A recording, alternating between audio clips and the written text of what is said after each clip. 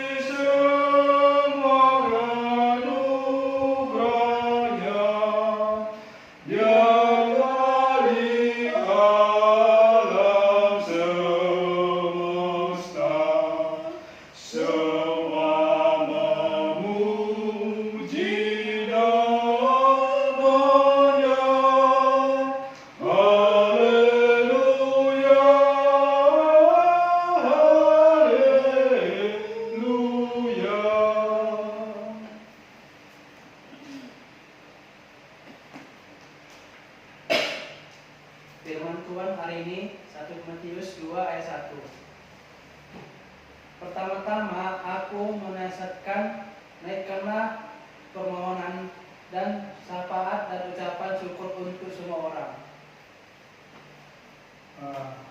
Sedikit Bapak jelaskan ini karena ini sepertinya agak sedikit ada perlu pemahaman yang mendalam untuk memahami nats hari ini.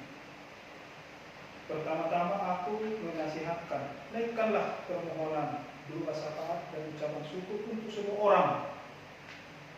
Jadi berdoa itu terkadang kita bisa sepertinya punya tahap-tahap. Ada beberapa tahap, ada pada saat-saat kita berdoa itu di saat biasa-biasa saja kita menyampaikan doa kepada Tuhan. Ada kadang-kadang di saat kita berkesusahan. Itu ada dua faktor. Bisa saja kita karena kesusahan itu, tantangan-tantangan yang kita hadapi, kita menjadi malas berdoa. Dan sebaliknya juga, ada kadang-kadang di saat kita menerima kebahagiaan terlalu gembira sehingga malas ataupun lupa atau diberlalukan untuk berdoa. Padahal berdoa itu adalah suatu komunikasi kita kepada Tuhan, menjalin relasi yang baik. Dan pada kesempatan itu juga kita melakukan doa syafaat. Untuk apa? Berdoalah untuk banyak orang. Itu maksudnya. Makanya pada zaman Yesus dengan murid-muridnya, dia menyampaikan bagaimana cara berdoa yang lebih bagus, jangan bertele-tele. Jadi singkat dan perlu diperhatikan di situ. Dia mengatakan Bapa kami yang di surga. Jadi pakai kata kami, artinya orang banyak. Jadi ampunilah dosa kami, seperti kami juga mengampuni orang yang bersalah kepada kami. Jadi kita memberikan doa syafaat kepada semua orang. Dan yang sulit buat kita dalam berdoa itu, doaku kok ini saja, kok kalimatnya begitu-begitu saja, apakah Tuhan tidak bosan mendengar itu? Itu terkadang bisa kita dalam hal doa itu. Atau doa kita itu sepertinya kita harus mencurahkan apa yang kita ada di dalam hati kita, benak dan pikiran kita. Karena apa? Karena kemana lagi kita berkomunikasi? Saya harus menyampaikan kepada Tuhan seluruh yang saya hadapi ini. Sehingga berpilih-pilih. Ada juga dalam doa itu, bagaimana ya aku menyampaikan ini agar Tuhan berkenan.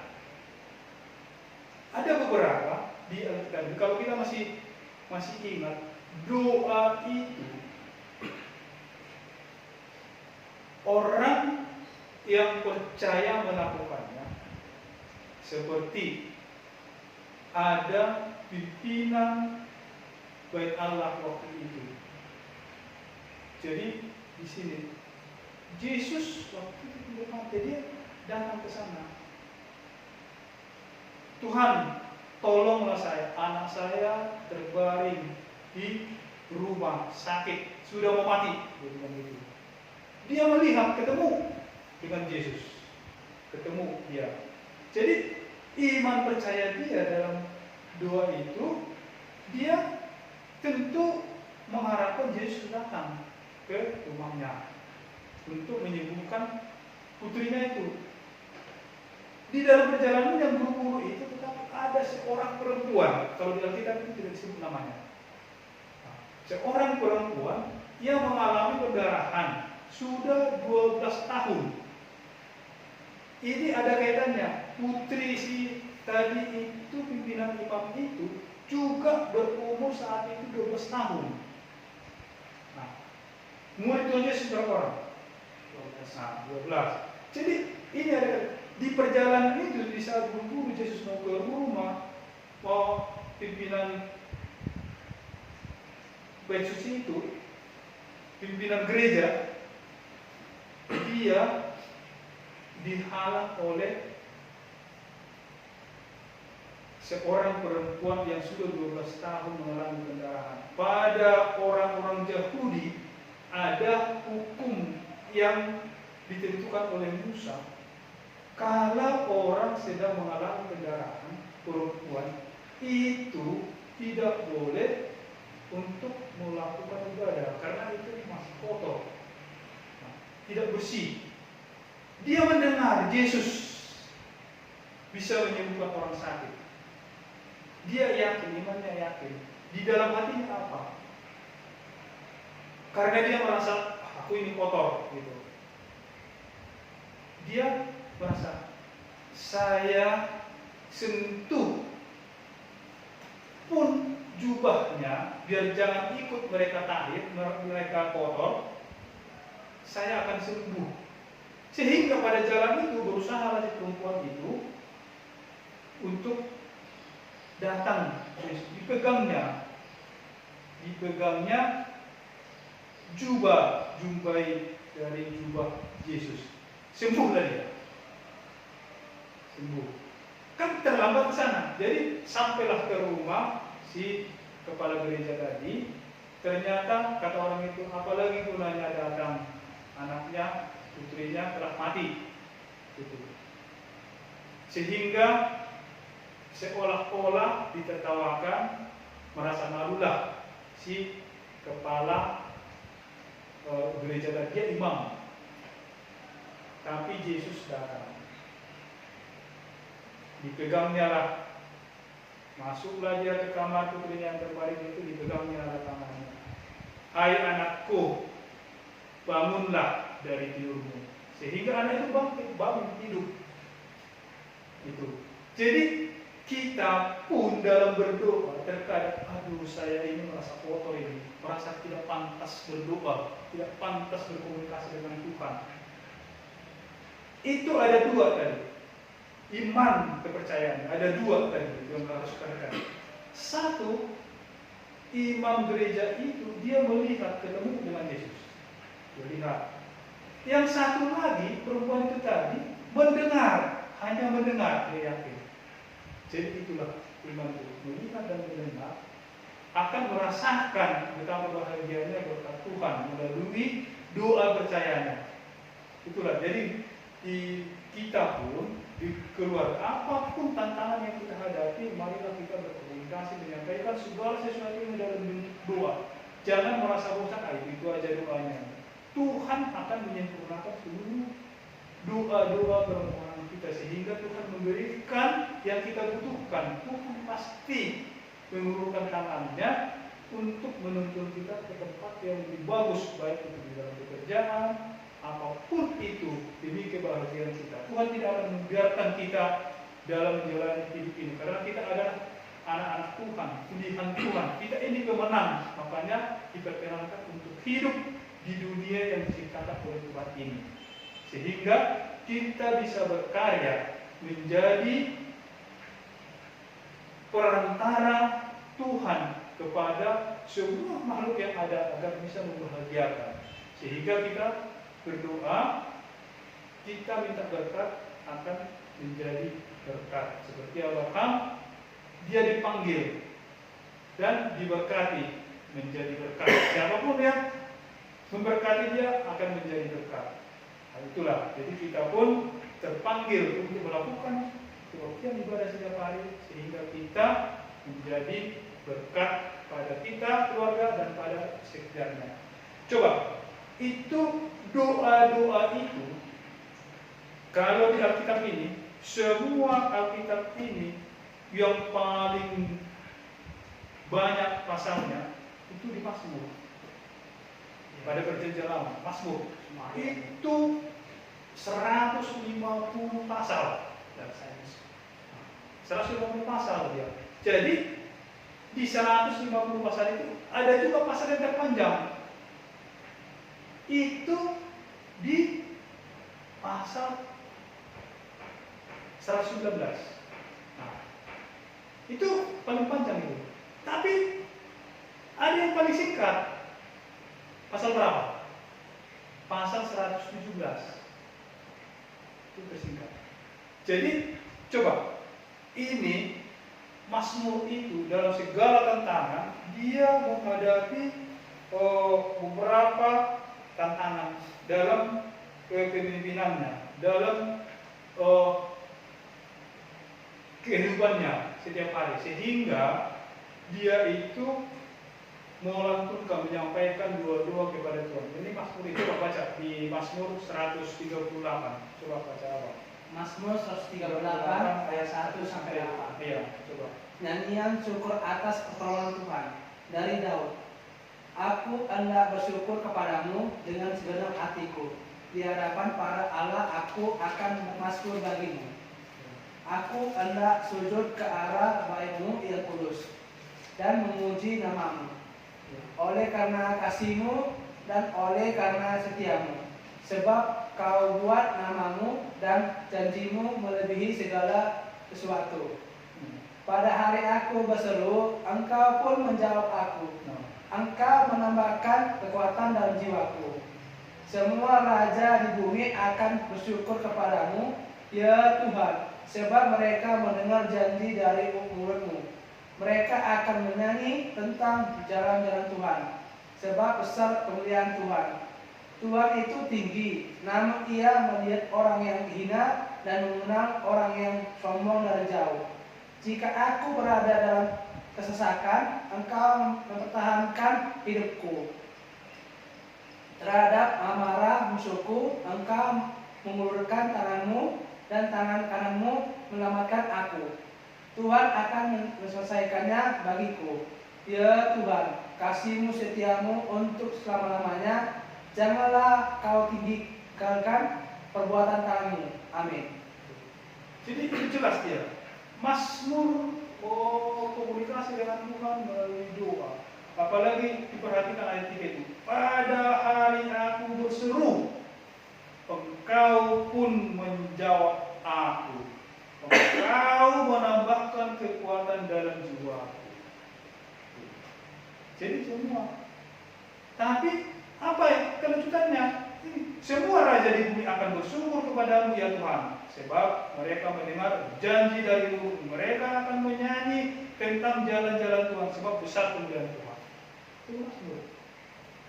Jadi seperti yang Bapak sampaikan tadi itu kitab Mazmur inilah yang paling panjang, sampai dia 150 pasal, dan di yang panjang itu yang 119 itu sampai 176 pasal, dan yang terpendek hanya 2 pasal, dua ayat. Apa itu yang 117? Yang 117 ini nih, coba 117 biar Bapak bacakan ya. 117. Nah, coba Mama yang baca ini. Coba. Pujilah Tuhan hai segala bangsa, pujilah Tuhan hai segala bangsa, megahkanlah Dia hai segala suku bangsa, sebab kasih-Nya hebat atas kita dan kesetiaan Tuhan untuk selama-lamanya. Haleluya. Haleluya. Jadi haleluya itu artinya, ini kan bahasa Ibrani ini. Jadi halel itu kan memuji. Jadi Yah itu adalah Yehovah atau Elohim. Itu Adonai, itu bahasa dari Ibrani, bahasa Juda. Jadi di Israel itu makanya bilang selalu dia haleluya, pujilah Tuhan. Itu karena kebesarannya. Karena apa? Sebab kasih-Nya hebat atas kita dan kesetiaan Tuhan untuk selama-lamanya. Haleluya. Dan kalaupun kita bergumul dengan Tuhan, banyak hal-hal yang harus kita hadapi, tantangan-tantangan dalam menjalani kehidupan ini. Seperti, coba ada tertulis itu di apa? Coba baca di Korintus itu. Ada tertulis di Korintus 6. Bagaimana kita sebenarnya mencari keadilan itu? Apakah kepada orang-orang atau ke Tuhan? Nah, coba dibaca. 1 Korintus 6 ayat 1 sampai 11. Mencari keadilan pada orang-orang yang tidak beriman. Apakah ada seorang di antara kamu yang jika berselisih dengan orang lain berani mencari keadilan pada orang-orang yang tidak benar dan bukan pada orang-orang kudus? Atau tidak tahukah kamu bahwa orang-orang kudus akan menghakimi dunia, dan jika penghakiman dunia berada dalam tangan kamu, tidakkah kamu sanggup untuk mengurus perkara-perkara yang tidak berarti? Tidak tahukah kamu bahwa kita akan menghakimi malaikat-malaikat? Jadi apalagi perkara-perkara biasa dalam hidup kita sehari-hari. Sekalipun demikian, jika kamu harus mengurus perkara-perkara biasa, kamu menyerahkan urusan itu kepada mereka yang tidak berarti dalam jemaat. Hal ini kukatakan untuk memalukan kamu. Tidak adakah seorang di antara kamu yang berhikmat, yang dapat mengurus perkara-perkara dari saudara-saudaranya? Adakah saudara yang satu mencari keadilan terhadap saudara yang lain, dan justru pada orang-orang yang tidak percaya? Adanya saja perkara di antara kamu yang seorang terhadap yang lain telah merupakan kekalahan bagi kamu. Mengapa kamu tidak lebih suka menderita ketidakadilan? Mengapakah kamu tidak lebih suka dirugikan? Tetapi kamu sendiri melakukan ketidakadilan, dan kamu sendiri mendatangkan kerugian, dan hal itu kamu buat terhadap saudara-saudaramu. Atau tidak tahukah kamu bahwa orang-orang yang tidak adil tidak akan mendapat bagian dalam kerajaan Allah? Janganlah sesat. Orang cabul, penyembah berhala, orang berzina, banci, orang pemburik, pencuri, orang kikir, pemabuk, pemfitnah, dan penipu tidak akan mendapat bagian dalam kerajaan Allah. Dan beberapa orang di antara kamu demikianlah dahulu. Tetapi kamu telah memberi dirimu disucikan, kamu telah dikuduskan, kamu telah dibenarkan dalam nama Tuhan Yesus Kristus dan dalam roh Allah kita. Jelas. Jadi perlu kita perhatikan, fokus atau maknai itu pada 1 Korintus 6 ayat 1. Apakah ada seorang di antara kamu yang jika berselisih dengan orang lain berani mencari keadilan pada orang-orang yang tidak benar dan bukan pada orang-orang kudus? Jadi hanya orang-orang kuduslah yang bisa memberikan keadilan apabila kita mencari keadilan. Di sini ada juga terhadap saudara-saudara kita. Di sini yang kalau selama ini jelas ada seperti orang cabul, penyembah berhala, orang berzina, banci, orang pemburit, pencuri, ini yang penting. Jadi orang kikir. Nah, ternyata itu tidak berkenan di hadapan Allah. Mau berfitnah, penipu, tidak akan mendapat bagian dalam kerajaan Allah. Kikir. Kikir dalam hal ini di sini bukan hanya kikir karena uang, harta, makanan, tidak. Tapi pikir itu ilmu juga akan kita bagi, kebahagiaan juga kita bagi. Di samping kalau tadi makan dan minum itu serta materi. Itu dia. Waktu juga kita tidak berpikir kepada kebaktian Tuhan. Ini tidak terlalu kita perhatikan ini orang pelit ini. Karena apa? Makanya doa yang diajarkan oleh Yesus kepada murid-muridnya yang selalu kita juga mengucapkan doa Bapa kami itu, di situ berikanlah kami makanan kami yang secukupnya. Itu. Jadi bukan kita saja, kami. Jadi orang banyak plural. Jadi bukan singular ya, plural. Jadi itu yang dimaksudkan pada perikop ini. Karena mencari keadilan kepada orang mana kita? Berarti kita harus mencari kepada orang kudus. Terus yang kedua kan di situ, ampunilah dosa kami seperti kami mengampuni orang yang bersalah kepada kami. Ini doa. Jadi ada 3 tahap dalam hal mengampuni orang yang bersalah ini. Contoh ini, kalau kita minum di warung kopi Starbucks, itu kan melayani sendiri-sendiri kan? Dipesan. Si A beli kopi, si B beli kopi, sambil megang kopi di cangkirnya, sambil main handphone, jalan. Si B juga begitu. Rupanya mereka tidak menyadari, berbenturlah. Nah, tumpahlah kopinya. Kena bajunya, kena pakaiannya, itu masih gampang saling memaafkan. Oh iya, ya maaf ya. Masih bisa kita maafkan karena apa? Sama-sama kena curahan kopi. Itu. Ada lagi tahap kedua, memaafkan, maafkanlah. Kami akan berusaha seperti kami mau mengampuni dosa orang yang bersalah kepada kami. Contoh kalau kita berkendaraan nih, kita sudah sesuai dengan aturan lalu lintas. Lampu merah kita tiba-tiba dari belakang kita ada orang nabrak, gitu. Lecet lah bapak, kedua salah kita. Apa yang reaksi kita? Dia minta maaf, maaf Pak. Kita masih juga ada gampang untuk memaafkan ini. Karena apa? Oh iya, mungkin dia tadi pikirannya lagi melamun atau lagi pikirannya hal-hal yang apa, terus sehingga atau remnya kurang kakem. Jadi ketabrak kita, oke lah, dimaklumi. Apalagi mobil kita juga mungkin masih ada instansinya, itu masih bisa dimaafkan. Tapi yang berat itu untuk dimaafkan apa? Nah inilah, ini pesan di situ berdoa itu. Nah, apabila kita dikecewakan, kita sudah melakukan yang terbaik. Wah, aku sudah membantu dia, sudah menuntun dia, sudah sekarang menjadi orang dia lupa kepada saya. Nah, ada pula kata-kata yang menyakitkan. Nah itulah. Kita dikecewakan orang yang kita sayangi, kita cintai dan kita perjuangkan dan kita bantu. Itu yang sulit. Kita untuk memaafkan. Itulah doa tadi itu. Kemana kita cari keadilan itu? Nah, di sini disampaikan. Jangan kepada orang saja. Carilah kepada yang kudus. Siapa yang kudus? Yesus Kristus yang kudus, dan kita pun sudah menjadi anaknya, sudah dikuduskan oleh darah Kristus. Itu maksudnya di sini. Jadi kita berdoa itu bukan untuk kita sendiri, tetapi untuk banyak orang. Berdoalah untuk banyak orang. Itu tadi kan di situ kan.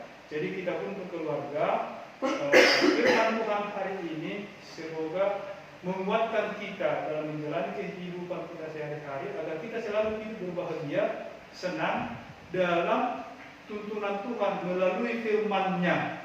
Kita berjalan dalam kehidupan yang Tuhan berikan kepada kita. Amin. Mari kita berdoa.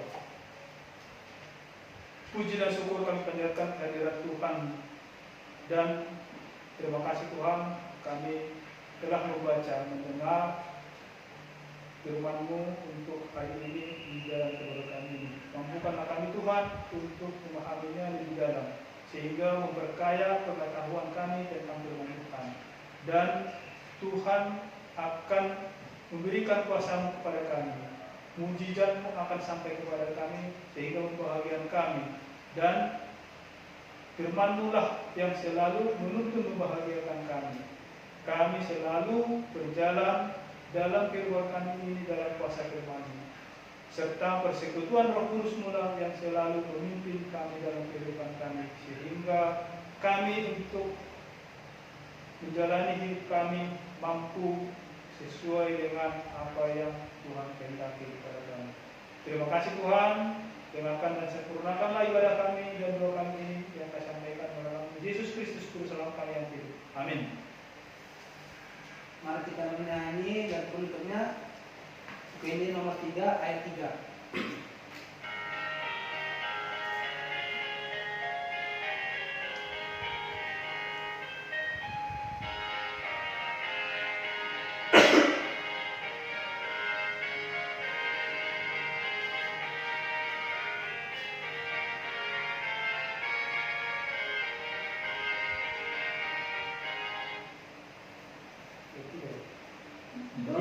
Berbahagia orang percaya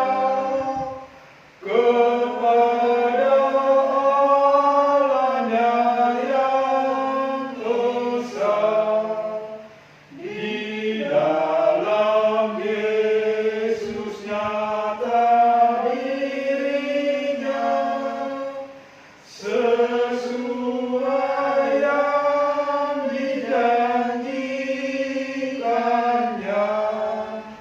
Jikalau Allah sertamu, sungguh bahagia hidupmu. Haleluya, haleluya. Kita berdoa. Puji syukur dan terima kasih Tuhan Allah, kami berkesempatan melaksanakan kebaktian ibadah pada hari ini, hari Kamis tanggal 20 Agustus tahun 2020. Sempurnakan serta berkatilah ibadah kami ini dan terimalah sebagai persembahan kudus di hadapan-Mu. Kiranya firman-Mu yang menguasai kami dan Roh Kudus-Mu yang memimpin kehidupan kami. Berilah pekerjaan yang baik dan memampukan kami menerimanya dengan baik. Berikanlah kepada kami kesehatan, kecerdasan, kepintaran, arif, bijaksana, penuh hikmat, sukses mulia, dan kemakmuran berkelimpahan Tuhan Allah yang maha kuasa. Pada tanggal 18 Agustus tahun 2020 adalah ulang tahun kelahiran Bapak kami yang ke-57 tahun. Berilah umur panjang, berkati kesehatan, kebahagiaan, kesejahteraan, kemuliaan kepada kedua orang tua kami. Dan mampukan kami putra putrinya serta seluruh keturunannya untuk menghormati mencintai orang tua kami. Berilah anugerah damai sejahtera dan kepimpinan arif bijaksana kepada kami. Amin. Mari kita mengucapkan doa Bapa kami surga. Bapa kami yang di surga, dikuduskanlah nama-Mu, datanglah kerajaan-Mu, jadilah kehendak-Mu di bumi seperti di surga. Berikanlah kami pada hari ini makanan kami yang secukupnya, dan ampunilah kami akan kesalahan kami, seperti kami juga telah mengampuni orang yang bersalah kepada kami. Dan janganlah membawa kami ke dalam cobaan, tetapi lepaskanlah kami dari yang jahat.